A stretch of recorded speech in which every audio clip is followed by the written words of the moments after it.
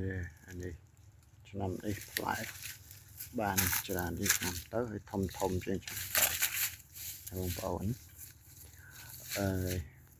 តែឆ្នាំទៅបន្ទុក2ផ្លែនឹងគល់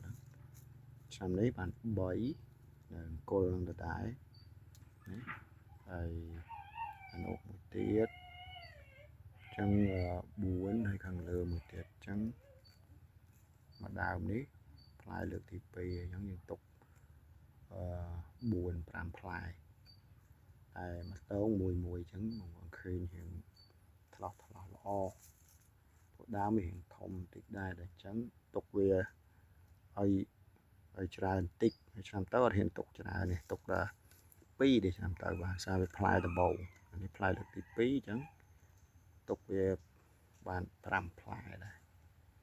នៅគល់3ហើយនៅមែក2ទៀតព្រោះយើងទុកនៅគល់ដើម្បីឲ្យវាទុកលំនឹងដោយសារដើមវានៅទូចបងប្អូនឃើញដើមវានៅទូចដល់ហើយអញ្ចឹងខ្នោនេះ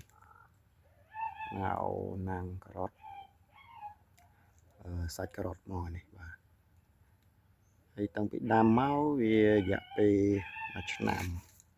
ជាងហើយថាជិត2ឆ្នាំហើយប៉ុន្តែវាផ្លែតាំងពី1ឆ្នាំបាទព្រោះដើមតមែកអូខេបងប្អូនផ្លែបានច្រើនគ្រាន់ឆ្នាំនេះហើយសូមបងប្អូនអស់ចូលរួមនាំគ្នាធ្វើម៉េចបង្កើនការដាំដុះឲ្យបានច្រើនដើម្បីយើងផ្គត់ផ្គង់នៅក្នុងស្រុកហើយនឹងជៀសវាងការនាំចូលទំនិញបរទេសជាពិសេសប្រទេសដែលជិតខាងឈ្លានពានយើងនឹងឯងអញ្ចឹងចូលរួមទាំងអស់គ្នាបងប្អូនដើម្បីឲ្យខ្មែរយើងអាចផ្គត់ផ្គង់ឲ្យរីកចម្រើន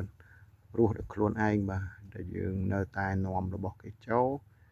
យើងនៅតែក្រោមគំនាបរបស់គេយើងសេដ្ឋកិច្ចគឺគេគ្រប់គ្រងទាំងអស់ហើយបាទ